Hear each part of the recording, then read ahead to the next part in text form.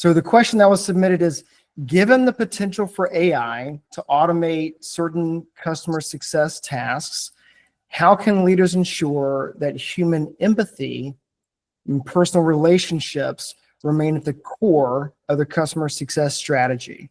So again, given what AI can do, how do we make sure that human empathy and personal relationships continue to remain at the center of the CS strategy?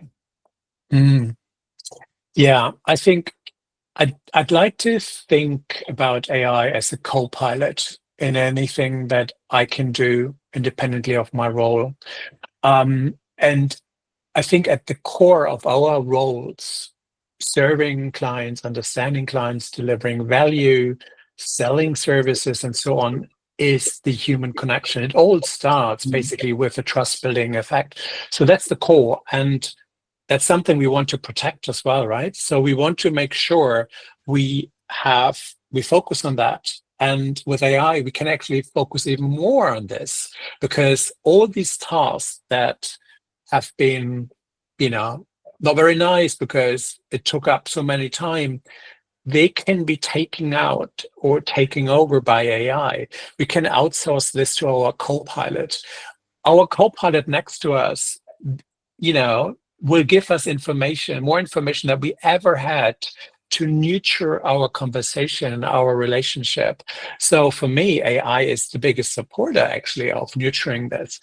But to do this, again, you hear me talking about mindset again.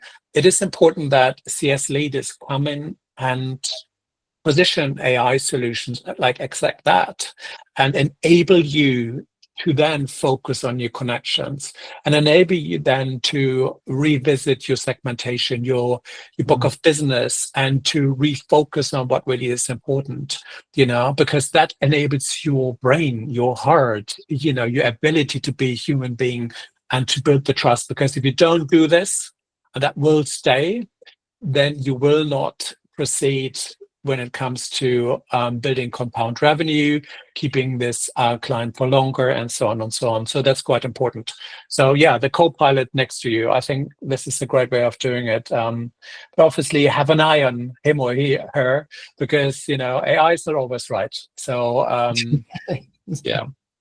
As we know, and I agree with that 100%.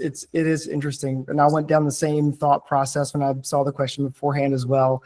When we look at human empathy and personal relationships, I've seen more deals lost and more deals won because we had the wrong information at the wrong time, or we didn't really have the context that came into play.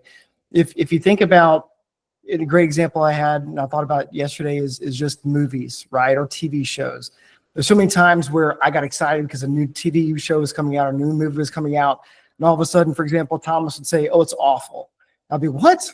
I really wanted to see this movie, this TV show. No, it's awful. Like it's just not good." Or the inverse.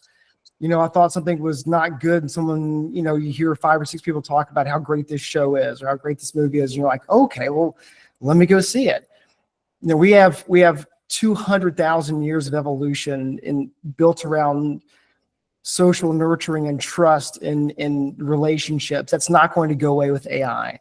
AI is going to help us and put us in a better position to do the tasks that we don't want to do, to free us up to do the things that we are designed as humans for. So much time in the past 50 years or so, we've been designed to be robots. And what this is doing is freeing up the robot part of data entry and everything else and allowing us to be humans again. So are there dark sides? Of course there are. We need to worry about. But there's also very positive sides. We need to make sure we're embracing that, because in the future, there's going to be 2 types of companies.